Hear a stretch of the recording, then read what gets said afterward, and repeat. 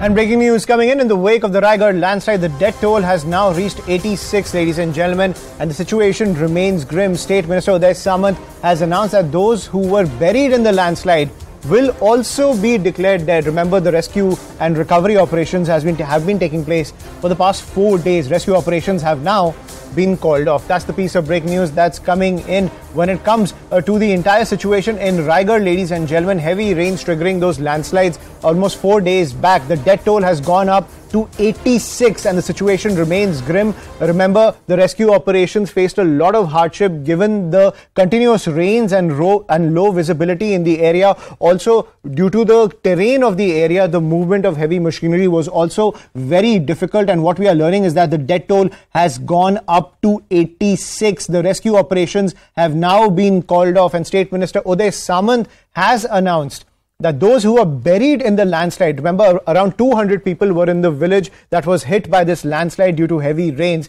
they will also be declared dead. So now it's all about recovery operations, recovering those bodies. So that's what's coming in the wake of the Raigad landslide, which took place around 4 days back. The death toll has reached 86 now, ladies and gentlemen, and the situation remains grim on the ground. The State Minister, Uday Samant, who's been overseeing the recovery operations, has announced that those who were buried in the landslide will also be declared dead. Rescue operations have been called off. I'm joined by my colleague Yasha Kotak on the broadcast, who's been tracking all the developments when it comes to the rescue and recovery operations. Yasha, over to you.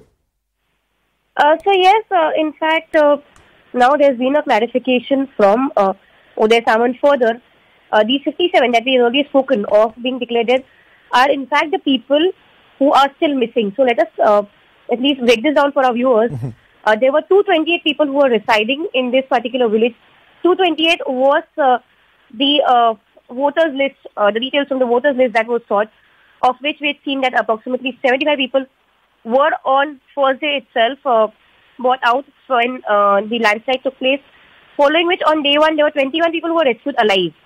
From day 2 onwards, there has been no person who was rescued alive from that very spot, And following which, until yesterday, the death toll was 27.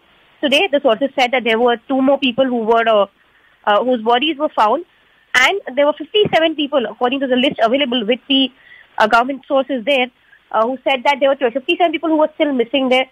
Now, considering that there's been the operation has gone on for 4 days, also looking at the sentiments of those who are the relatives of those who passed away, it is declared that the operation, the rescue operation, would be closed now, and which is where those who are still missing would be declared dead.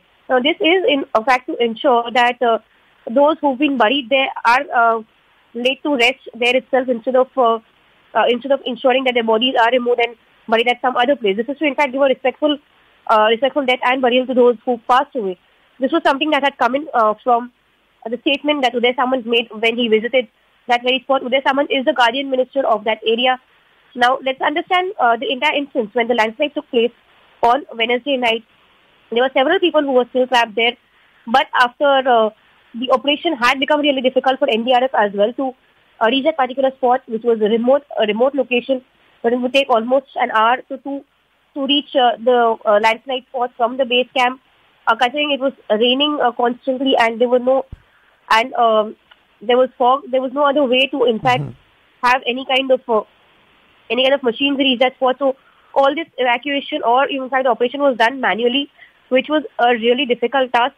Once the operation went into the second day, the hopes for getting people alive had become grim as well.